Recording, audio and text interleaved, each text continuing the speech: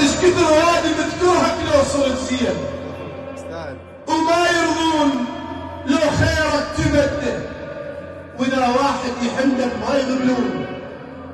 اللي يذمك يمهم يبوسون خده، وبكل قعده اسمك ينطرحون،